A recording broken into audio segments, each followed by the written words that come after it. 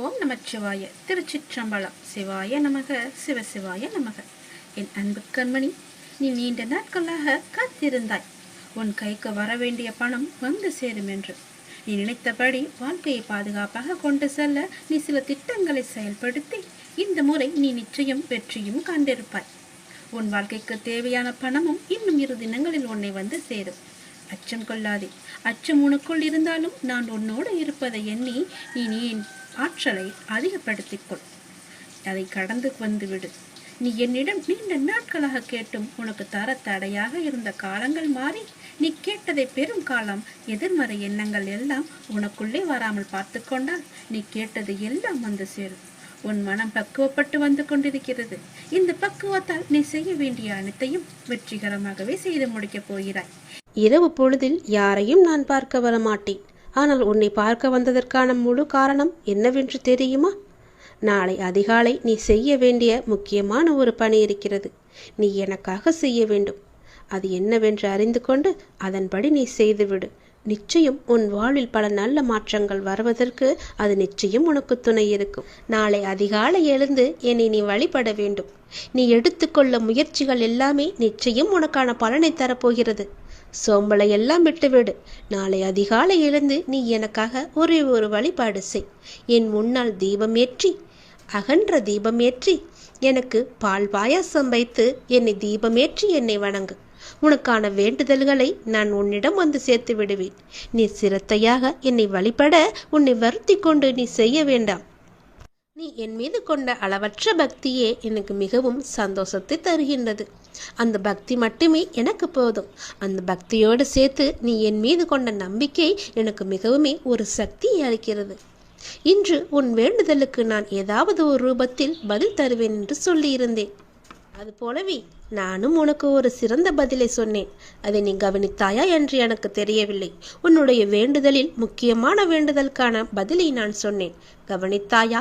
யாரோ ஒருவர் மூலம் செய்தியாகவோ ஏதோ ஒரு விதத்தில் உனக்கு சொன்னதை நீ உற்று கவனித்தாயா என்று எனக்கு தெரியவில்லை. அந்த பதில்களுக்கான பலன் நிச்சயம் உன்னை வந்து சேரும். நிச்சயம் அதற்கான பதிலை நீ பெற்றுக்கொண்டு என்னை வந்து பார். நாளை அதிகாலை எனக்காக ஒரே ஒரு விளக்கு ஏற்றி பால் பாயாசம் வைத்து என்னை நீ வணங்கு. நல்ல எண்ணமாக, எழுத்தாக, நல்ல வார்த்தையாக, நல்ல ஒளியாக, நல்ல வடிவமாக உன் முன் நான் வருவேன். நீ மகிழ்வுடன் தீபம் ஏற்று. உன் மனக்கவலைகள் அனைத்துமே நான் போக்கி காமிக்கின்றேன். அந்த ஒளி வெள்ளத்தில் உன்னுடைய கவலைகள் எல்லாம் கரைவதை நிச்சயம் நீ காண்பாய். உன்னுடைய வாழ்க்கையில் நல்லது கண்டிப்பாக நடக்கும். எனக்காக இதை நீ செய்வாய் என்ற நம்பிக்கை எனக்கு இருக்கிறது. எத்தனையோ இடையூறுகளை எல்லாம் தாண்டி நீ என்னை பிரார்த்தித்து கொண்டிருக்கின்றாய் அல்லவா? உன் வாழ்வில் பல சோகங்கள் உன்னை சூழ்ந்து இருந்தாலும் என்னை பிரார்த்திப்பதில் நீ மகிழ்ந்திருக்கின்றாய். நீ என்னை பிரார்த்திப்பதில் எத்தனை மகிழ்ந்திருக்கின்றாயோ அதை விட அதிக மகிழ்ச்சியை நான் உனக்கு தருவேன். கவலைப்படாதே. யாருடைய மனதை சரி செய்தால் உன் வாழ்க்கை சீராகுமோ அதை சரி செய்து உன் வாழ்வில் மீண்டும் மகிழ்ச்சி மலரச் செய்வேன். நீ அமைதியாக இரு. உனக்காக அனைத்தையும் நான் செய்து முடித்து தருகிறேன். உன் வாழ்க்கை மீண்டும் மலரப் போகிறது. சந்தோஷ மலையில் நனையப் போகிறது. உற்சாகமாக உன் வாழ்க்கையை நீ வாழப் போகின்றாய். எது எடுத்தாலும் பொன்னாக மாறப்போகிறது. எப்பொழுதுமே உனக்கு சந்தோஷம் மட்டுமே நிலைத்து நிற்கப் போகின்றது. இந்த ஒரு தீபத்தின் மூலம் உன்னுடைய வாழ்க்கையில் பல தீபங்களை நான் ஏற்றப் போகின்றேன். மறந்து விடாதே. நாளை அதிகாலை எனக்காக இந்த ஒரே ஒரு தீபத்தை ஏற்றி பால் பாயசம் வைத்து எனக்கு நெய்வேத்தியம் செய். உன்னுடைய வாழ்க்கை மிக சிறந்த நன்னாளாக மாற நான் உனக்கு ஆசி வழங்குகிறேன். நீ அகண்ட தீபம் ஏற்றியதும் நல்லது நடக்க நான் அதற்கான பிள்ளையார் சுழியை போட்டு விடுகிறேன். நம்பிக்கையோடு செய். நீ எதை கேட்டு என்னிடம் நீ இந்த பிரார்த்தனை செய்கிறாயோ அது வெகு விரைவாகவே உன்னை வந்து சேரும். இது என் மீது சத்தியம். இந்த முருகனின் வாக்கு நிச்சயம் உனக்கு பலிக்கும். ஓம் சரவண பவ. ஓம் முருகா போற்றி. ஓம் சரவண பவ என்ற மந்திரத்தை சொல்லிவா. என்னுடைய லீலைகளை உன் வாழ்வில் நீ காணப்போகின்றாய். இதுவரை நடந்த லீலைகளால் உன் வாழ்வில் எத்தனை எத்தனை மாற்றங்கள் எல்லாம் நிகழ்ந்து வந்தன என்று தெரியுமா உனக்கு? நான் சொல்லவா? அதில் எத்தனை உண்மைகள் இருக்கிறது என்று நீயே எனக்கு சொல். நாளை என்ன நடக்குமோ என்ற பயம் உனக்கு வேண்டாம். நான் உனக்கு துணையாக இருக்கின்றேன். எப்பொழுதும் என் நாமத்தை சொல்லும் உனக்கு எந்த பயமும் இனி இருக்காது. உன்னுடைய நல்ல மனதுக்கு ஒரு நல்ல விஷயம் கண்டிப்பாக நடக்கப் போகின்றது. நீ என் மேல் கொண்ட பக்திக்கும் நம்பிக்கைக்கும் பலனாக உன் வாழ்வில் ஒரு நல்ல விஷயம் நடக்கப் போகின்றது. கடந்த 2 மாதமாக பின்தங்கியிருந்த உன் வாழ்க்கை இப்போது முன்னேற்றம் பெறப்போகின்றது. உன்னுடைய காத்திருப்புக்கும் பொறுமைக்கும் நம்பிக்கைக்கும் கைமேல் உனக்கு பலன் கிடைக்கப் போகின்றது. இன்றிலிருந்து சரியாக எண்ணிக்கொள். இன்றிலிருந்து 48வது நாளில் நல்ல மகிழ்ச்சியான நிகழ்வுகள் எல்லாம் உன் வாழ்வில் நடக்கப் போகின்றன. நேர்மறை எண்ணத்தோடு உன் வாழ்வை நீ நடத்த வேண்டிய நேரம் வந்துவிட்டது. நேர்மறை எண்ணத்தோடு வாழ்வை நடக்க வேண்டிய நிகழ்வுகள் எல்லாம் தானாக நடைபெறும். உன்னுடைய தடைகள் எல்லாம் அகன்றுவிடும். உனக்கு புதிய வழிகள் எல்லாம் பிறக்கும். அந்த வழிகளில் முட்கள் இருந்தால் அதை பற்றி எல்லாம் நீ கவலைப்படாதே. அந்த முட்களை களைய நானே உனக்கு முன்பாக சென்று கொண்டிருப்பேன். நீ செல்லும் பாதை தெளிவாகும். பயப்படாமல் செல். வாழ்க்கையை பற்றி பயப்படாதே. உன் வாழ்க்கையில் இப்படியாகி விடுமோ, அது நடந்து விடுமோ, இது இப்படி நடந்து விடுமோ என்ற பயமெல்லாம் இனி உனக்கு தேவையே இல்லை. வாழ்வில் கஷ்டம், தோல்வி, நெருக்கடி, அவமானம், நம்பிக்கை துரோகம் என அனைத்துமே வாழ்வில் இப்படி சந்தித்து கொண்டு இருக்கின்றேனே. என் வழிகளை பார்த்து கொண்டுதானே இருக்கிறார். என் வழிகளுக்கான ஒரு நல்ல மருந்தை என் அப்பா எனக்கு கொடுக்க மாட்டாரா என்ற உன்னுடைய ஆதங்கம் எனக்கு புரிகின்றது. உன் வழி எப்படி என்பது எனக்கு தெரியும். எவ்வளவு அதிகமானது என்பதும் எனக்கு தெரியும். சூழ்நிலை மோசமாகத்தான் போகிறது. மாறும், நிச்சயம் மாறும். உன் முன்னேற்றம் உனக்கு கிடைத்த மாதிரியே, நினைத்த மாதிரியே இருக்க போகின்றது. நீ நினைத்த இடத்தில் எல்லாம் அதற்கு எதிர்மாறாகத்தான் நடக்கிறது என்று உன்னுடைய மனக்குமுறல் உன் மனதில் இருக்கிறது. எனக்கு புரிகிறது. இந்த இக்கட்டான சூழ்நிலையை உனக்கு கொடுத்துள்ளேன் என்றால் உன்னை கஷ்டப்படுத்துவதற்கல்ல. சூழ்நிலைகள் வாழ்வில் யாராலும் மாற்றப்படும். எதுவுமே இங்கு நிரந்தரமில்லை. இன்றைய கஷ்டம் நாளை இன்பமாக மாறும். இந்த உலகியல் வாழ்க்கையில் உள்ள அடிப்படையான உண்மையை உனக்கு புரிய வைக்கவே இந்த லீலையை நான் நிகழ்த்தி கொண்டிருக்கின்றேன். இந்த லீலை என்று நீங்கள் சொல்கிறீர்களே, ஆனால் எனக்கு வழி மட்டுமே எனக்கு இருக்கிறது என்பது உன்னுடைய கேள்வி. ஆனால் ஒன்றை நீ கவனித்தாயா? உன்னுள் உனக்கு ஏற்பட்ட மாற்றம் என்ன என்பதை நீ அறிந்தாயா? முதலில் சிறு பிள்ளையாக இருந்தாய். சிறு பிள்ளையாய் கஷ்டம், தோல்வி என்றால் என்ன கூட என்று தெரியாத நிலையில் இருந்தாய். சந்தோஷம்தான் வாழ்க்கையின் முகம் என்று இருந்தாய். ஆனால் பிறகு உன் வாழ்க்கை மெல்ல மெல்ல பக்குவ நிலை வந்தாக வேண்டும் என்ற நிலையில் வாழ்க்கைக்கான அனுபவம் இல்லாமல் நீ இருந்தாய். கஷ்டம் மெல்ல உன் வாழ்க்கைக்குள் வந்தது. முதலில் அதை சமாளிக்க நீ தடுமாறினாய். பிறகு ஒவ்வொரு கஷ்டத்திலும் தோல்வியிலும் நிறைய தவறுகளையும் அனுபவங்களையும் நீ கற்றுக்கொண்டாய். அடுத்தடுத்து கஷ்டம் என அடுத்து வந்தபோது உன் மன வலிமை, நம்பிக்கை, வைராக்கியம், பொறுமை வளர்த்து கொண்டே வந்ததும் வாழ்க்கையில் உண்மை உருவத்தை நீ புரிந்து கொள்ள ஆரம்பித்தாய். பிறகு சூழ்நிலைகளை எல்லாவற்றையுமே நீ சகித்து கொள்ள ஆரம்பித்தாய். சகித்து கொண்டு வாழ்க்கையை ஏற்க பழகினாய். உன் சூழ்நிலை எந்த ஒரு சூழ்நிலை வந்தாலும் மனம் தளராது அதை உனக்கு ஏற்றவாறு நேர்மறையாய் மாற்ற நீ முயற்சிக்க ஆரம்பித்தாய். இப்படி உன்னை சிறு சிறு படிகளாக உன் சின்ன பிள்ளைக்கு நடக்க பழக்க கொடுப்பது போல வாழ்க்கையில் பயணிக்க கற்றுக் கொடுத்து வருகின்றேன் நான். அதை நீ உணர்ந்தாயா? நம்முடைய அப்பா நமக்கு நல்லதுதான் செய்வார். என்ன நடந்தாலும் அவர் நம்முடன் இருப்பார் என மிக பெரிய பொறுப்பை நீ எனக்கு கொடுத்திருக்கின்றாய். அதை நீ மறந்து விட்டாயா? முதல் நாள் என்னை பார்க்க வந்த போதே உன்னுடைய பொறுப்பு எல்லாவற்றையும் தான் நான் உன்னிடமிருந்து வாங்கி கொண்டேனே. அதை நீ மறந்து விட்டாய் என்று நினைக்கின்றேன். அப்படி இருக்கையில் உன்னை எப்படி தனித்து தவிக்க விடுவேன் நான்? உன் கண்ணிற்கு வெகுமதிகள் எப்படி கொடுக்காமல் இருப்பேன் நான்? இந்த இக்கட்டான சூழ்நிலைகள் எல்லாம் நம்மை பக்குவம் அடைவதற்கும் நம்மிடம் உள்ள எதிர்மறையை மாற்றி அமைப்பதற்கும் தான் என்பதை நீ புரிந்து கொண்டாய் அல்லவா? உன் வாழ்வில் இனிமேல் அழகான மலர்களும் வண்ணங்களும் தோன்றப் போகின்றது. உன் பெற்றோர் என்னுடைய பொறுப்பு. அவர்களது பிரச்சனை விரைவாகவே சரி செய்ய அதற்கான வழிகளை நான் அமைத்து கொடுக்கின்றேன். அவர்களின் ஆசீர்வாதங்களுடன் நிம்மதியாக வாழ்வார்கள். நீ என் உயிர் பிள்ளை. நான் உன்னுடைய அப்பா. உலகமே என் பிள்ளையான நீதான் என்று நான் இருக்கின்றேன். உன்னுடன் நான் எப்போதும் இருப்பேன். எல்லா சூழ்நிலைகளிலும் இருப்பேன். உன் முயற்சியில் என்னுடைய பங்கு நிச்சயம் இருக்கும். நல்லது நடக்கும். நீ எது செய்தாலும் இரு மனதாக செய்கின்றாய். இரு மனசா நீ இருக்காத. எப்போதுமே உன்னுடைய மனதை நீ தெளிவாக வை. உன்னுடைய 1000 கேள்விகளுக்கும் ஒரே ஒரு பதிலை தானே நீ எதிர்பார்த்துக்கிட்டு இருக்க. இன்னும் சில நாட்களில் அதற்கான நல்ல அறிகுறிகளை எல்லாம் நான் உனக்கு காமிக்க போகிறேன். நானே சில நேரம் உன் மீது கோபத்தை காட்டலாம். எதனாலன்னு சொல்கிறேன், தெரிஞ்சுக்கோ. யார் எப்படி வேணாலும் நடந்து கொண்டாலும் நீ என்னோட சொற்படி மட்டும்தான் நீ நடந்துக்கிட்டு இருக்க. அது வரைக்கும் உன்னை காக்க வேண்டியது எல்லாமே என்னுடைய பொறுப்பு.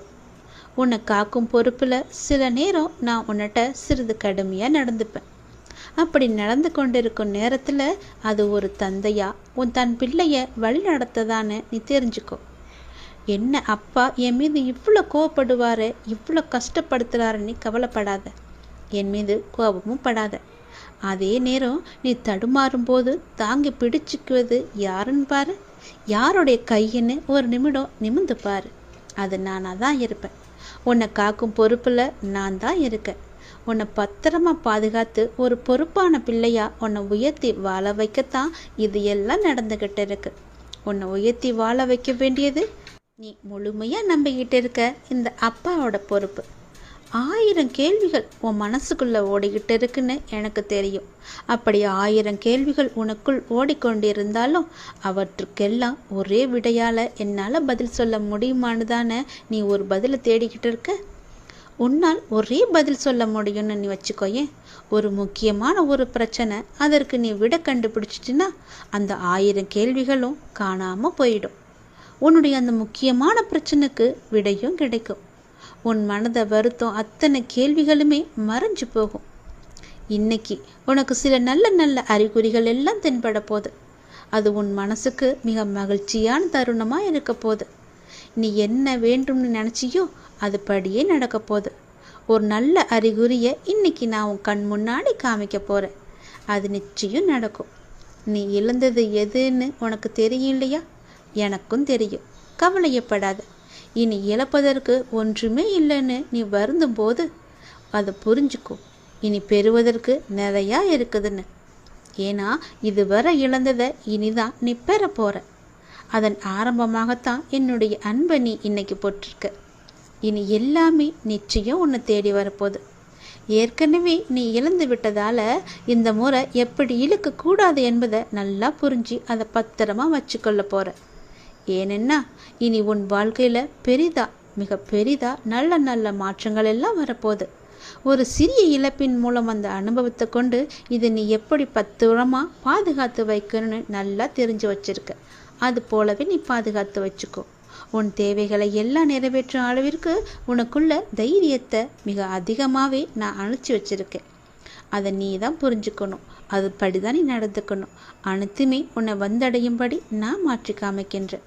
எதை எதுக்கெடுத்தாலும் தெளிவு இல்லாமல் நீ யோசிக்கிறத மட்டும் நிப்பாட்டு.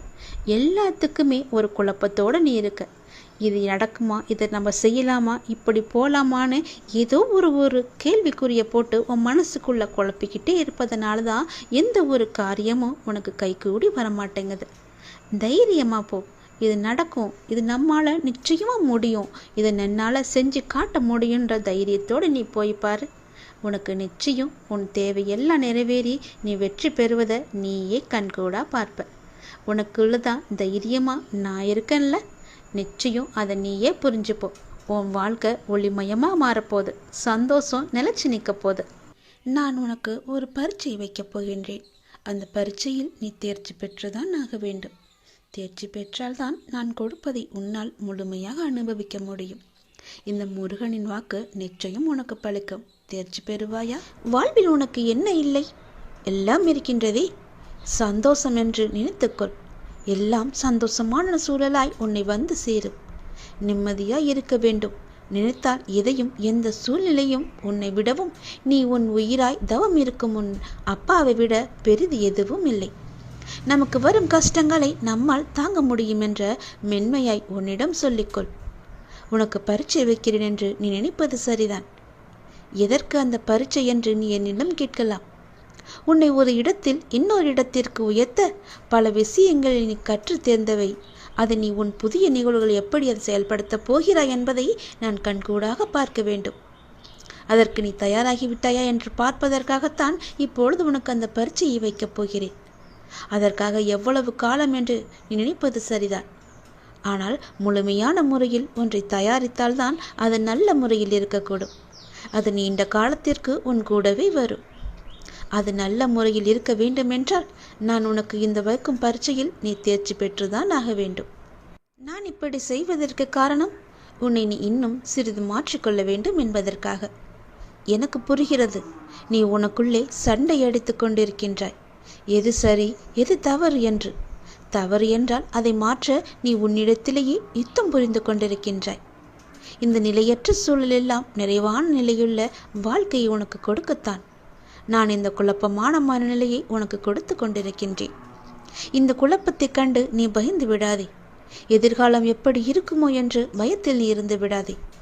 எல்லாமே மாறப்போகிறது, எல்லாமே மாறப்போகிறது.